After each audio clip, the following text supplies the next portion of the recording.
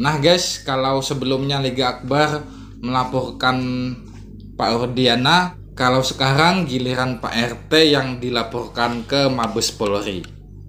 Dan Pak Deddy Mulyadi berusaha mengungkap kesaksian yang sebenarnya. Ini dia videonya. Beras di rumah udah aman. Aman. Aman, Pak. Yang mohon-mohon itu ibu ya. Kemarin kan betul kata Pak RW gitu kan? Yang gini, kan ibu tidak duduk di pangkuannya kan? Wah, suaminya mana? Suami siapa?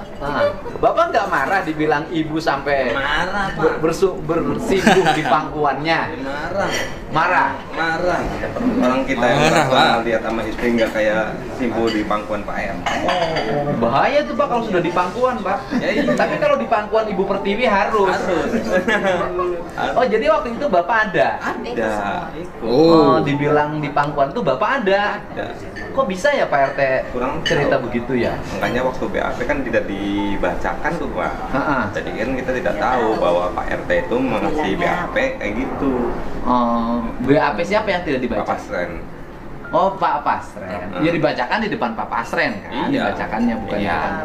Nah, cuman waktu sidang di pengadilan Tidak kedengaran.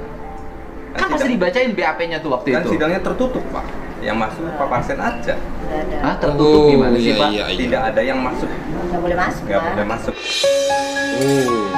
Jadi sidang Itu kan sidangnya sidang waktu tahun 2016 itu tertutup dan tidak ada yang boleh masuk ke dalam. yang harus dilihat banyak orang, Pak. Terbuka statusnya. Nggak boleh masuk ya? Nggak boleh. boleh. Makanya kita tidak tahu bahwa Pak Pasren bikin BAP kayak gitu. Oh, jadi Bapak itu tidak tahu kalau Pak Pasan bercerita Betul. bahwa Ibu datang bawa Iya. pengacara, ngiming-ngimingi duit, Betul. kemudian Iya, duduk iya, iya. di pangkuan Pak Pasren sambil nangis. Untung nggak ditambah sambil dipeluk, Pak. Di Bapak itu baru tahu sekarang Baru tahu sekarang Pak. setelah disampaikan. Dan Bapak merupakan pihak yang dilaporkan loh. Ya kan? Kan Ibu dilaporkan tuh sama sama pengacara itu kan, tim pencari fakta apa katanya kan? Iya. Dilaporkan ke Mabes kan, masuknya perintangan penyidikan. Betul. Wow. Oh, jadi ibu ini sempat dilaporkan ke Mabes Polri oleh tim pencari fakta Elsa Syarif. Waduh, ini gimana sih? Ini yang sudah difitnah, ini yang dia laporkan kok kayak di sandiwara itu Wah, sinetron. mungkin nasibnya orang kecil. Enggak juga. Kita hari ini susah, ada orang lain yang lebih susah. Ya kan? Betul, Pak. Bahwa ujian yang kita hadapi pasti sesuai dengan kapasitas yang kita miliki. Yakinlah kita bisa melewati. Insya Allah. Sebagaimana Pram Betul. bisa melewati rasa takutnya. Iya, amin. Beras di rumah udah. Dan setelah dari rumah Bapak Deddy Mulyadi tadi, kemudian Pak Deddy Mulyadi mendampingi ibu dan juga yang lainnya ke Mabes Polri untuk melaporkan Pak RT Pasren bersama Politikus kuasa Deddy hukum. Mulyadi bersama keluarga terpidana kasus Vina Sambati Baras Krim Polri. Mereka bantah lakukan perintangan penyidikan. Sudah siap belum? Sudah? Sudah? Ini siang siapa aja yang dibawa datang hari ini? Ini rombongan banyak banget. Silakan Bu kenalkan rombongannya siapa aja. Saya Aminah dari kakaknya Supriyanto. Terus bawa siapa lagi? Ibu Yati dari ibunya Eko Ramadhani. Terus Madgana dari kakaknya Jaya. terus Ibu Umaina sama Bapak Kasana dari Hadi Saputra.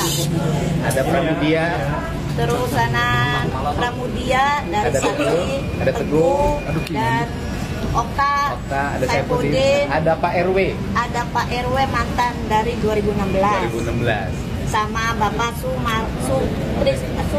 dari Sudirman, bapaknya dari Keluarganya Sudirman. ada. Oh, keluarga Sudirman. Bang, alasan datang menemani mereka. Iya, mereka ini kan orang dari Wong Cirebon ya, yang dalam kehidupan sosial ekonomi yang berada pada lapisan masyarakat yang paling bawah.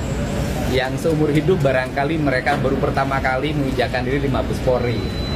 Mereka datang ke sini untuk menguji kebenaran. Pengujiannya adalah bahwa hari di putusan pengadilan 2016 itu kan ada putusan yang menyatakan bahwa Ibu siapa?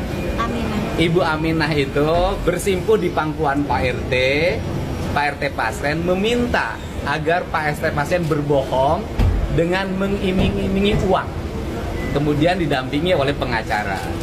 Setelah saya menemui mereka, sambil menangis mereka mengatakan, mereka tidak ada peristiwa itu. Yang ada adalah mereka dan keluarga terpidana datang ke Pak RT Pasren untuk meminta agar Pak RT Pasren berkata jujur, berkata yang sebenarnya. Itu yang mereka sampaikan, dan tidak ada mereka duduk di pangkuan. Yang ada adalah bersimpuh di bawah kakinya Pak RT Pasren, karena Pak RT Pasren sedang duduk di kursi.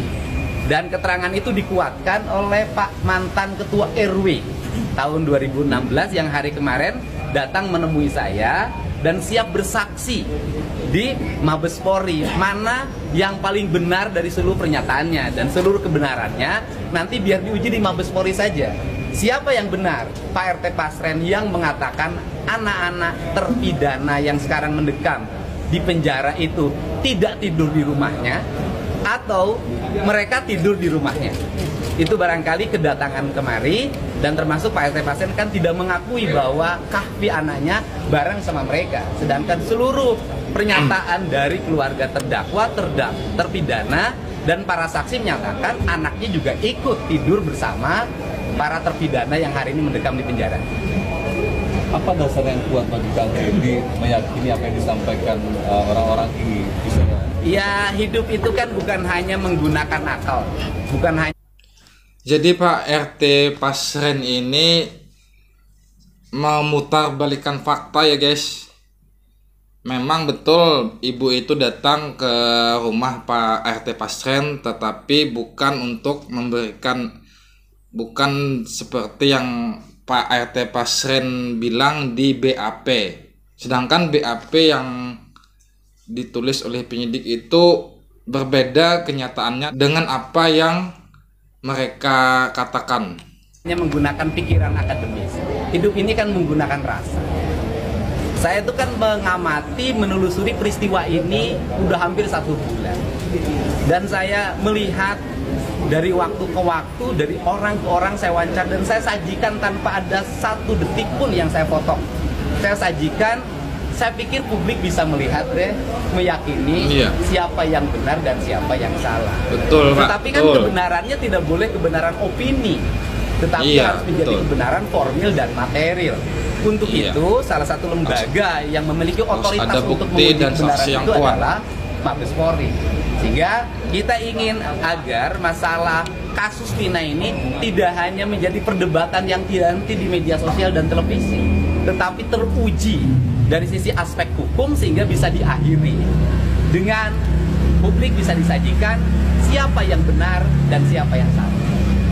Mbak Mina, kepada Anda pasti kasus ini melelahkan juga emosional berat untuk keluarga Anda. Tapi datang ke sini, apa harapan Anda? Semoga adik-adik kami, anak-anak kami, dan saudara kami bisa dibebaskan semuanya. Itu harapan kami. Ada bawa apa untuk bertemu dengan pihak kepolisian? Ya, saya jelasin. Iya, silakan. Baik, hari ini kami akan mengadakan atau membuat laporan polisi yang dibuat oleh keluarga para terpidana dan kami mendampingi selaku kuasa hukum.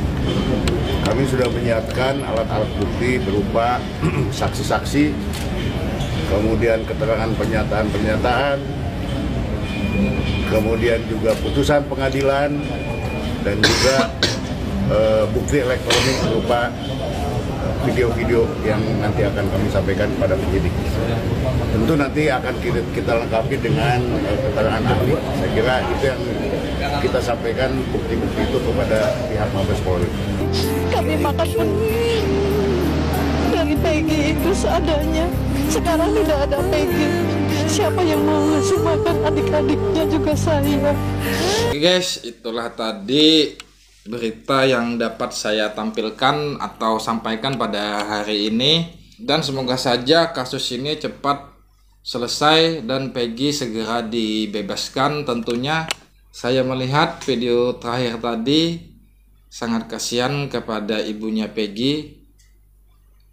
Beliau bilang Peggy adalah salah satu tulang punggung, bukan salah satu ya, memang tulang punggung keluarga. Dan saat Peggy bekerja aja katanya kan makan seadanya, pas-pasan, apalagi sekarang Peggy tidak ada, bagaimana nasib mereka.